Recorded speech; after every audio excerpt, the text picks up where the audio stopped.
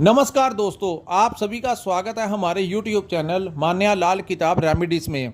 आज मैं आपके साथ बात करने जा रहा हूं वृषभ राशि के बारे में और आज का मुख्य टॉपिक होगा नवंबर 2024 का महीना वृषभ राशि के जातकों के लिए कैसा रहने वाला है। आज मैं आपको बताऊंगा कि अगर आप अपना बिजनेस करते हैं, व्यापार करते हैं तो वहां पर स्थितियां कैसी रहेंगी। अगर आप नौकरी करते हैं तो वहां पर आपका परफॉर्मेंस कैसा रहने वाला है, आपकी सेहत कैसी रहेगी, आपके फैमिली रिलेशंस जो हैं वो कैसे रहने वाले हैं। अगर आप स्टूडेंट हैं तो आपके करियर को लेकर ये टाइम जो है वो कैसा रहेगा। अगर आप विदेश जाना चाहते हैं या विदेश में रहते हैं तो इन तमाम पक्षों के ऊपर आपके लिए बहुत ही इम्पोर्टेंट इन्फॉर्मेशन लेकर आया हूं। सो दोस्तों, किसी पार्ट को आपने स्किप नहीं करना।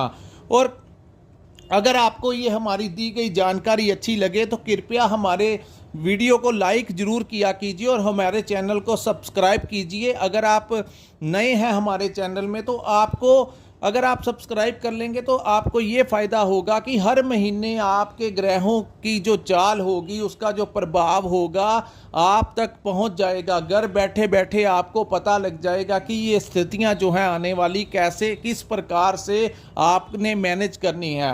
सो हम आपको यहाँ पर ये बताते हैं कि कौन से ग्रह आपके लिए अच्छे रहेंगे, कौन से रास्ते आपके लिए उचित रहेंगे और किन चीज़ों से आपको अपना बचाव करके चलना है। उसके लिए हमारे चैनल को सब्सक्राइब जरूर कर लेना। शुरू करते हैं दोस्तों। ये जो सामने मैंने कुंडली बनाई है ये आपकी चंद्र राशि की कुंडली है और चंद्र राशि के अनुसार जब जब ग्रहों का गोचर होता है तो अलग अलग भावों में जाकर वो अलग अलग परिणाम हमें देते हैं। नवंबर के महीने में वृषभ राशि के जो ग्रह हैं वो कैसी स्थिति लेकर आएंगे।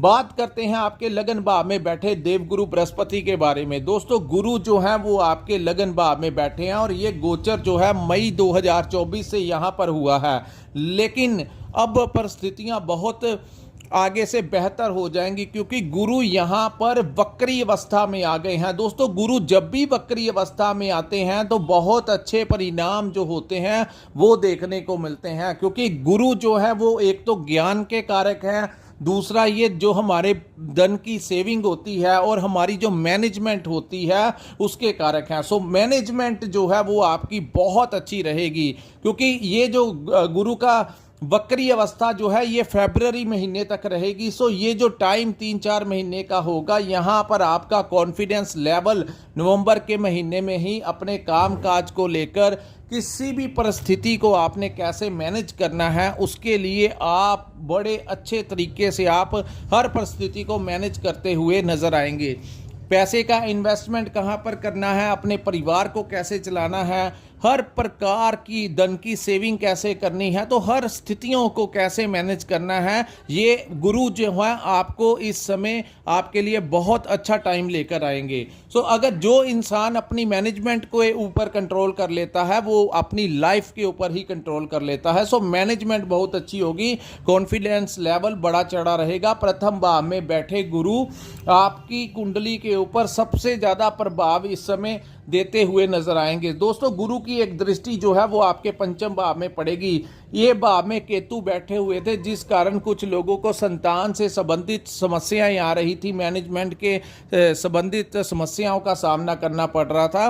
तो गुरु की दृष्टि जब केतु के ऊपर वक्र दृष्टि पड़ने से यहाँ से आपको संतान भाव से रिलेटेड जो परेशानियां आ रही थी वो कम होंगी।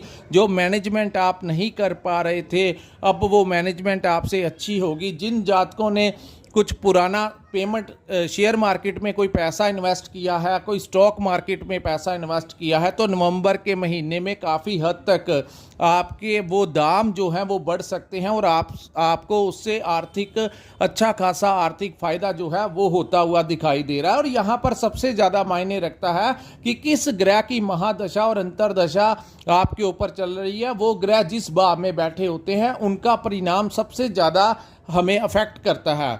उसके बाद गुरु की एक दृष्टि जो है वो आपके सप्तम भाव के ऊपर पड़ेगी। यहाँ से आपको पार्टनरशिप में लाभ मिल सकता है। यहाँ पर आपकी जो मैरिड लाइफ है उसमें आपके लिए अच्छा समय रहेगा, आपकी लव लाइफ के लिए अच्छा समय रहेगा। और अगर आप शादी करना चाहते हैं तो नवंबर के महीने में विवाह के बहुत अच्छे योग बनेंगे। जैसे ही सूर्य का परिवर्तन 7th हाउस में होगा तो आपके घर में आपकी शादी को लेकर प्रपोजल जो है वो आने शुरू हो जाएंगे। उसके बाद गुरु की एक दृष्टि जो है वो आपके 9th भाव में पड़ेगी। दोस्तों ये दृष्टि जो है वो खराब दृष्टि हो जाएगी। ये भाव हमारे पिता का भाव होता है, तो वृश्चिक राशि के जातकों को पिता का कोई ज़्यादा समर्थन नहीं मिलेगा। यहाँ पर आपके गुरुओं के साथ कुछ बहस हो सकती है। गुरु आध्यात्मिक गुरु ही नहीं होते, हमारे टीचर्स भी होते हैं। और जहाँ पर हम अपना कोई काम सीखते हैं या करते हैं, वहाँ पर जो सीनियर होते हैं, जो हमें उस काम की गाइडेंस देते हैं, वो भी किसी ना किसी प्रकार से हमारे गुरु ही होते हैं। तो उनके साथ आपके रिलेशंस यहाँ पर ख़राब हो सकते हैं। तीसरा, भाग्य का ज़्यादा सपोर्ट नहीं मिलेगा। यहाँ पर कहते हैं कि मेहनत करेंगे तो ही आपको सक्सेस मिलेगा, ज़्यादा भाग्य के सहारे में आपको नहीं रहना पड़ेगा। सो नवंबर के महीने से ही आपको मेहनत करनी पड़ेगी, मेहनत से ही आपका सिस्टम जो है वो चलता हुआ नज़र आएगा। और जब भाग्य का साथ नहीं मिलता तो कोई शॉर्टकट का वो काम नहीं करना चाहिए, जैसे कि शॉर्ट टर्म इन्वेस्टमेंट हो। नए प्रकार से अगर आपको कोई कहे पैसे लगा दो और आपके पैसे डबल हो जाएं, तो क्योंकि उन चीज़ों में भाग्य का सपोर्ट चाहिए होता है, तो भाग्य भाव में गुरु की नीच दृष्टि पड़ने से आपको इन चीज़ों से थोड़ा सा सावधान रहना होगा। शॉर्ट टर्म में कोई इन्वेस्टमेंट इस समय करना आपके लिए उचित नहीं रहेगा।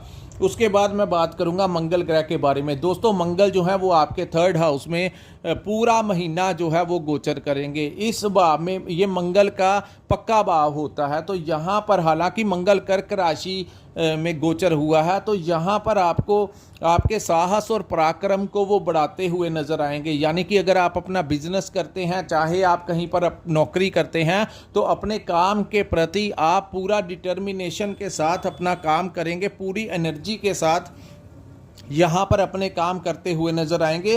थोड़ा सा आपको ध्यान देना होगा कि अपने भाइयों के साथ या किसी दोस्त के साथ किसी विवाद में इस समय नहीं पड़ना। अगर कोई बात होती है तो इग्नोर कीजिए, अन्यथा उनके साथ आपके रिलेशन खराब हो सकते हैं। दूसरा दोस्तों, उसके बाद हम बात करेंगे पंचम भाव में बैठे केतु की। केतु यहाँ पर ये भाव संतान का भाव होता है। यहाँ पर पिछले लंबे समय से डिस्टरबेंस दे रहा था, चाहे उनके करियर को लेकर दे रहा हो, चाहे उनकी हेल्थ को लेकर दे रहा हो, चाहे उनके परिवार को लेकर, या आपकी संतान कोई पढ़ाई करती है, व्यापार करती है, नौकरी करती है, तो उस भाव से रिलेटेड केतु यहाँ पर कुछ लोगों को समस्याएं दे रहा था। लेकिन अब गुरु की दृष्टि पड़ने से वहाँ से काफ़ी हद तक आपको रिलीफ मिलने के आसार बनेंगे। लेकिन वहाँ पर उस भाव में केतु ही बैठे हैं, तो कुछ ना कुछ विवाद की स्थितियां ना उत्पन्न हो जाएं। आपको अपने संतान के साथ बड़ा कोऑपरेट करके चलना पड़ेगा और उनके ऊपर थोड़ा सा ध्यान दे के चलना पड़ेगा, आपको समझ के चलना पड़ेगा। ये टाइम आपके लिए, अगर आपकी संतान किसी बिजनेस में पैसा लगाने के लिए आपसे कुछ कहे, पैसा उधार लेने के लिए कहे कि आप इन्वेस्ट करना है, तो ये टाइम आपके लिए उचित नहीं होगा। जैसा ही आप अपने संतान को पैसा देंगे तो वो आपका पैसा जो है वो डूब सकता है, क्योंकि यहाँ पर केतु बैठे हुए हैं, तो थोड़ा सा इन चीज़ों का ध्यान रखना होगा। उसके बाद इस भाव को करियर और अपॉर्चुनिटीज़ का भी भाव कहा जाता है। तो करियर, क्योंकि गुरु की दृष्टि पड़ने से अब आपके पास नए नए अवसर जो हैं वो आपको प्राप्त हो सकते हैं। लेकिन यहाँ पर भी आपको कोई शॉर्ट टर्म इन्वेस्टमेंट नहीं करना। अगर कोई इन्वेस्टमेंट करना चाहते हैं तो लॉन्ग टर्म में इन्वेस्टमेंट कीजिए, जहाँ पे आपको कोई लालच ना हो कि आपके प्रॉफिट जो है वो आपको बहुत बड़ा मिल जाएगा। तो ऐसे भ्रम में मत जाना, जहाँ पर प्रॉफिट ठीक ठाक मिलेगा और टाइम पीरियड ज़्यादा होगा, उसमें आप इन्वेस्टमेंट कर सकते हैं। उसके बाद हम बात करेंगे सूर्य देव के बारे में। दोस्तों सूर्य जो है वो नीच राशि में चल रहे हैं और 15 नवंबर तक आपके 6ठे भाव में बैठे रहेंगे। कुछ जातकों को जो हेल्थ से रिलेटेड, हाई ब्लड प्रेशर या हार्ट से रिलेटेड कोई समस्या यहाँ पर सूर्य दे सकते हैं। सो आपको थोड़ा सा ध्यान देना होगा। कुछ लोगों के साथ ऐसा हुआ भी होगा कि जैसे ही 15 अक्टूबर का टाइम निकला, क्योंकि सूर्य का गोचर 1 महीने के लिए होता है, तो जैसे ही 15 अक्टूबर का टाइम निकला, सूर्य आपके यहाँ पर आए तो कुछ लोगों को हेल्थ से रिलेटेड समस्याओं का सामना भी करना पड़ा। इस भाव को कर्ज का भी भाव कहा जाता है। तो कर्ज आपको देना पड़ेगा, चाहे आपने कोई पुराना कर्ज लिया हुआ है तो उसको चुकाने के लिए जब आपको ईएमआई देना पड़ेगा तो वो चीज़ें आपको थोड़ा परेशान कर सकती हैं। वहीं जो लोग कर्ज लेना चाहते हैं, इस समय आपको कर्ज जो है वो मिलने की संभावनाएं हैं। अगर आपने अपने व्यापार को बढ़ाने के लिए, किसी प्रॉपर्टी के लिए, किसी कार्य के लिए, व्हीकल के लिए लोन अप्लाई किया हुआ है तो ये जो समय होगा उसमें आपको अप्रूवल जो है वो बैंक की तरफ से मिलने की ज़्यादा संभावनाएं हैं। यहाँ पर विरोधी जो हैं वो आपको परेशान कर सकते हैं, हालांकि वो आपका कुछ बिगाड़ नहीं पाएंगे, लेकिन आपके खिलाफ जो हैं वो आपके कॉम्पिटिटर्स, चाहे आप अपना व्यापार करते हैं, चाहे आप कहीं पर नौकरी करते हैं, तो आप महसूस करेंगे कि कुछ लोग जो हैं वो आपसे जेलसी करते हैं और आपके कामों में अड़चने डालने की कोशिश करेंगे, लेकिन वो ज़्यादा आपका कुछ बिगाड़ नहीं पाएंगे। लेकिन आपको सतर्क रहना होगा कि आपके खिलाफ कोई बड़ा षड्यंत्र जो है इस समय ना कोई कर ले, क्योंकि बाद में सूर्य की स्थितियां जो हैं वो अगले 15 नवंबर के पश्चात सूर्य 7th हाउस में आ जाएंगे और वृश्चिक लगन में चले जाएंगे, जो आपके लिए थोड़ी सी प्रॉब्लम क्रिएट कर सकता है। कि यहाँ पर जैसे ही सूर्य जाएंगे 15 नवंबर के पश्चात, तो यहाँ पर सूर्य और बुध की युति बनेगी, जिसको बुध आदित्य योग कहते हैं। वो सबसे बड़ा लाभ ये होगा कि आपके घर में शादी का कोई प्रस्ताव आएगा, कोई प्रपोजल आएगा और उनका जो लेवल होगा, उनका जो स्टेटस होगा वो आपसे 1-2 कदम जो होगा वो बड़ा होगा। दूसरा, यहाँ पर इस समय आपको पार्टनरशिप में कोई काम नहीं करना। अगर आपका कोई पार्टनर आपको इन्वेस्टमेंट करने के लिए कहे तो जब तक सूर्य यहाँ पर बैठे रहेंगे नवंबर के महीने में 15 तारीख के बाद आपने कोई किसी के कहने पे इन्वेस्टमेंट नहीं करना, लालच में नहीं जाना। और इस भाव को मैरिड लाइफ का भी भाव कहा गया है। तो अपने आपको यहाँ पर एक फ़ायदा ये होगा कि आप अगर मार्केटिंग का काम करते हैं, कंसल्टेंसी का काम करते हैं या फिर आप ट्रेडिंग का काम करते हैं तो आपकी आर्थिक स्थितियां पहले से ज़्यादा मजबूत होंगी। लेकिन सूर्य जैसे ही इस भाव में जाएंगे तो सूर्य को ग्रहों का राजा कहा जाता है। हालांकि गुरु की एक दृष्टि इस भाव में पड़ेगी जो काफ़ी कुछ जो है वो हैंडल करेगी, लेकिन सूर्य अग्नि तत्व के ग्रह हैं, जहां पर बैठते हैं वो फिर किसी दूसरे की ज़्यादा चलने नहीं देते। तो इस भाव को मैरिड लाइफ का भी भाव कहा गया है। छोटी छोटी बातों को लेकर आपकी पति पत्नी में कोई विवाद की स्थितियां उत्पन्न हो सकती हैं। छोटी छोटी बातों को लेकर अगर आपका कोई पार्टनरशिप में काम चल रहा तो आपके पार्टनर के साथ कोई विवाद होने की संभावनाएं हैं। तीसरा, इस भाव को लव लाइफ का भी भाव कहा गया है, तो लव लाइफ में भी कोई समस्या उत्पन्न करवा सकते हैं। सो दोस्तों, ये टाइम जो है वो आपको थोड़ा सा चुप रहकर निकालना पड़ेगा। अगर आपने ज़्यादा बहस करने की कोशिश की तो इस भाव को परिवार का भाव कहा जाता है। तो सूर्य जैसे अग्नि तत्व का ग्रह जब परिवार भाव में बैठता है, हमारे पार्टनर के भाव में बैठता है, तो उस भाव से रिलेटेड काफ़ी प्रॉब्लम क्रिएट करने की कोशिश करता है। तो छोटी छोटी बातों को इग्नोर करके चलेंगे तो ठीक रहेगा, अन्यथा यहाँ पर आपके सर्कमस्टेंसेस वो ज़्यादा खराब करने की कोशिश कर सकता है। सो आप थोड़ा सा ध्यानपूर्वक चलें, अन्यथा आपके परिवार का माहौल जो है वो खराब हो सकता है। उसके बाद हम बात करेंगे दोस्तों शुक्र ग्रह के बारे में। शुक्र जो है वो आपके अष्टम भाव में गोचर करेंगे। शुक्र जो है आपके लगन भाव के स्वामी हैं और आपके छठे भाव के स्वामी हैं, जो कि आपके अष्टम भाव में गोचर करेंगे। तो दोस्तों यहाँ पर एक तो सूर्य यहाँ पर आ गया, तो ऑपोजिट सेक्स जो हैं उससे आपको कोई नुकसान हो सकता है, उनके साथ कोई विवाद हो सकता है। स्त्री लिंग के साथ देखो ग्रह, एक तो सूर्य यहाँ पर आ जाएंगे, दूसरा शुक्र भी अष्टम में चले जाएंगे, तो यहाँ पर कुछ ना कुछ मैरिड लाइफ में डिस्टर्बेंस जो है वो ये टाइम जो है वो दिखा रहा है। सो आप लोगों को मैनेज करके चलना पड़ेगा। अगर कोई बात होती है तो पूरा ध्यान पूर्वक चलिए, अन्यथा वो बातें जो हैं वो बाहर निकल आएंगी और बहुत प्रॉब्लम जो है वो क्रिएट कर सकती हैं, आपकी छवि जो है वो बिगाड़ सकती हैं और आपके खिलाफ कोई षड्यंत्र जो है वो भी हो सकता है, चाहे वो आपका डिपार्टमेंट हो किसी के कोई आपको पैसा देकर गलत काम करवाने की कोशिश करे तो किसी की बातों में मत आना, और आपको इस समय किसी के साथ फ़ोन के ऊपर बात नहीं करनी और किसी दूसरे के बारे में कोई बात नहीं करनी। अन्यथा दूसरा जो आपको इस समय अपना मित्र दिख रहा है वो आपकी बातों की रिकॉर्डिंग करके दूसरे के साथ डिस्क्लोज कर सकता है, जिसके कारण बाद में आपको हरासमेंट जो है वो फील हो सकती है। सो ये टाइम, एक तो सूर्य खराब भाव में है, दूसरा शुक्र भी इस अष्टम भाव में है। सो जो लोग विदेश जाना चाहते हैं उनको थोड़ा सा ध्यान रखना होगा। ये टाइम जब शुक्र दिसंबर में आप अप्लाई कर लेना, क्योंकि शुक्र जो है वो अष्टम भाव में बैठे हैं। तो विदेश जाना चाहते हैं उन लोगों के लिए ये टाइम अच्छा नहीं होगा अपना अप्लाई करने का, एम्बेसी में फाइल सबमिट करवाने का। तो थोड़ा सा यात्राओं से रिलेटेड आपको सावधान रहने की ज़रूरत है। उसके बाद हम बात करेंगे शनि देव के बारे में। दोस्तों, शनि जो हैं वो आपके अष्टम भाव में गोचर करेंगे।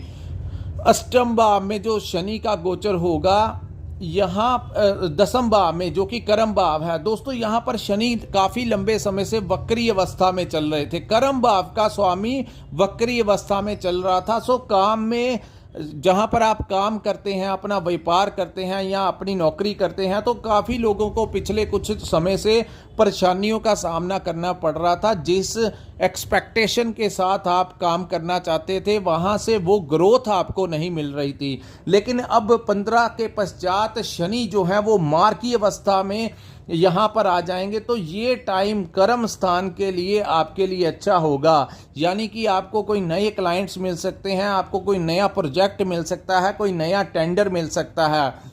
दूसरा, आप अगर अपनी प्रमोशन लेना चाहते हैं तो यहाँ पर शनि जो है वो आपके फेवर में बहुत अच्छा इस समय रिजल्ट आपको देते हुए नजर आएंगे। दोस्तों, शनि का प्रभाव अपना होता है, जिस प्रकार अन्य ग्रहों के बारे में मैंने बताया, लेकिन कर्म भाव में बैठे शनि आपको मेहनत तो करवाएंगे, लेकिन वो मेहनत जो है वो आपको धीरे धीरे ऊंचाइयों की तरफ लेकर जाएंगे। चाहे, क्योंकि शनि की चाल जो होती है वो धीमी गति से चलते हैं, राहु और केतु बड़ी तेजी से चलते हैं, लेकिन शनि धीरे धीरे चलते हैं। तो आपको ये जो भी सक्सेस आपके बिजनेस के प्रति या जहां पर आप नौकरी करते हैं, धीरे धीरे करके आपको इम्प्रूवमेंट की तरफ ले जाएंगे। क्योंकि इसके पश्चात जब मार्च के महीने में शनि का गोचर होगा तो वो 11th लाभ भाव में चले जाएंगे। सो ये वो दिशा तैयार करेंगे वृषभ राशि के लिए जो आने वाले समय में उनकी सक्सेस की तरफ जाता है। तो बहुत अच्छे तरीके से शनि आपके कर्म भाव को मैनेज करेंगे। उसके बाद हम बात करते हैं राहु के बारे में। दोस्तों, राहु आपके 11th हाउस में गोचर कर रहे हैं। इस भाव को लाभ का भाव कहा जाता है। तो लाभ के भाव में जब राहु बैठते हैं तो यहाँ पर वो आपको मल्टीपल सोर्स से इनकम देने की कोशिश करते हैं। यानी कि आप जो भी काम करते हैं उसके अलावा आपने देखा होगा पिछले 2 सालों से आपके लिए राहु ने कोई दूसरा द्वार भी खोला होगा, क्योंकि राहु लाभ भाव में बैठे हैं और अभी लंबे समय तक यहाँ पर ही बैठे रहेंगे। यहाँ पर राहु बैठे हैं, वहाँ पर आपके जो लिंक्स हैं वो बड़े बड़े लोगों के साथ निकलवा के देते हैं। जन्म कुंडली में जिनके राहु 11th हाउस में होते हैं उनकी मित्रता और उनके जो कनेक्शंस होते हैं वो बड़े पॉलिटिशियंस के साथ होते हैं, समाज में उन लोगों के साथ होते हैं जो एक अपना होल्ड रखते हैं। तो राहु यहाँ पर एक तो आपको किसी दूसरे सोर्स से पैसा देने की भी कोशिश करेंगे, नवंबर के महीने में भी आपकी आमदन में इजाफा करने की कोशिश करेंगे। दूसरा, आपके लिंक्स जो हैं दिन प्रतिदिन कोई ऊपर से ऊपर के लिंक्स जो हैं वो वृषभ राशि के लोगों के निकलते हुए नजर आएंगे। सो बहुत इन लिंक्स के जरिए आने वाला जो कल होगा वो आपके लिए बहुत अच्छा रहेगा। आपको कोई आर्थिक लाभ भी मिल सकता है और आपका सोशल स्टेटस जो है वो भी इंक्रीज होगा। सो जो लोग राजनीति में हैं उन लोगों को बहुत अच्छा फायदा जो है, जैसे ही शनि मार्गी होंगे आपको बहुत अच्छा फायदा होगा। प्रमोशन यहाँ पर दिला सकते हैं, आपकी सक्सेस रेट जो है वो बढ़ा सकते हैं। सो कुल मिलाकर देखा जाए तो कुछ चीज़ों से आपने बचाव करके चलना है। पार्टनरशिप में काम नहीं करना, अपने आप काम कीजिए, अपने कामों में इन्वेस्टमेंट कीजिए, लालच में ना जाइए, किसी की कहने के ऊपर तो बिल्कुल भी आपने कुछ नहीं करना, अपने दिमाग से, क्योंकि गुरु आपको बहुत अच्छा दिमाग देगा। सो जो आपके अंदर से आवाज़ें निकलेंगी आप उसी को फॉलो करके चलेंगे तो वृषभ राशि के जातक बहुत अच्छा सक्सेस इस महीने लाभ ले सकते हैं। लेकिन जैसे ही आपने किसी दूसरे की सुनकर चलेंगे तो आपको उस चीज़ों से नुकसान हो सकता है। सो बेहतर है कि इंट्यूशंस जो कहते हैं, आपके अंदर आत्मा की जो आवाज़ कहती है आप उसी को फॉलो कीजिए। ये टाइम आपको गुरु बृहस्पति एक ऐसा दिमाग देगा और ऐसी फीलिंग्स देगा कि आप को एक ऐसी रोशनी दिखाएगा। सो आपको किसी के ऊपर डिपेंड नहीं होना, अपना कार्य कीजिए, अपनी मेहनत कीजिए। हेल्थ के प्रति थोड़ा सा सावधान रहिए, खास करके सूर्य जब तक यहाँ पर बैठे हैं तो अपनी डाइट के ऊपर कंट्रोल करके चलें। अपने फिजिकली कुछ ना कुछ एक्सरसाइज किया करें, वॉक कीजिए, जिम ज्वाइन कीजिए, योगा कीजिए, कुछ ना कुछ करते रहें। क्योंकि दोस्तों हेल्थ इज वेल्थ, अगर हेल्थ ठीक रहेगी तो सब कुछ आप जिंदगी में इंजॉय कर पाएंगे। लेकिन अगर आपने हेल्थ को ही इम्पोर्टेंस नहीं दिया तो एक बाद में आपको प्रॉब्लम क्रिएट हो सकती है। तो ये टाइम जो है आपको स्टार्ट कर देना चाहिए अपनी जैसे आपके लिए बिजनेस इंपॉर्टेंट है, परिवार इंपॉर्टेंट है, शादी इंपॉर्टेंट है, आपकी नौकरी इंपॉर्टेंट है, सक्सेस इंपॉर्टेंट है, इसी प्रकार आपकी हेल्थ भी आपके लिए बहुत इंपॉर्टेंट है। तो आप लोगों को इन चीज़ों का थोड़ा ध्यान रखना होगा। सो ओवरऑल आपके लिए ये टाइम जो है वो अच्छा रहेगा, थोड़ा सा सावधानी रखने की ज़रूरत है। और दोस्तों अगर आपको हमारा ये विश्लेषण अच्छा लगा हो तो कृपया इस वीडियो को लाइक कीजिए, हमारे चैनल को सब्सक्राइब कीजिए, नोटिफिकेशन का जो बटन है उसको प्रेस जरूर कीजिए ताकि आपको अपडेट जो है जैसे ही हम आपकी वीडियो डालें तो आपको अपडेट जो है टाइम टू टाइम मिलती रहे ताकि आप घर बैठे ही अपनी जानकारी ले सकें। दूसरा, कमेंट सेक्शन में कमेंट करके बताइए कि आपको ये वीडियो कैसा लगा। और अगर आप अपनी जन्म कुंडली का पूर्ण विश्लेषण करवाना चाहते हैं, जिनके पास अपना डेट ऑफ बर्थ और टाइम है वो हमारे साथ संपर्क करके अपनी कुंडली का पूर्ण विश्लेषण करवा सकते हैं। इसी के साथ इस वीडियो को मैं विराम लगाता हूँ। नमस्कार, जय माता दी।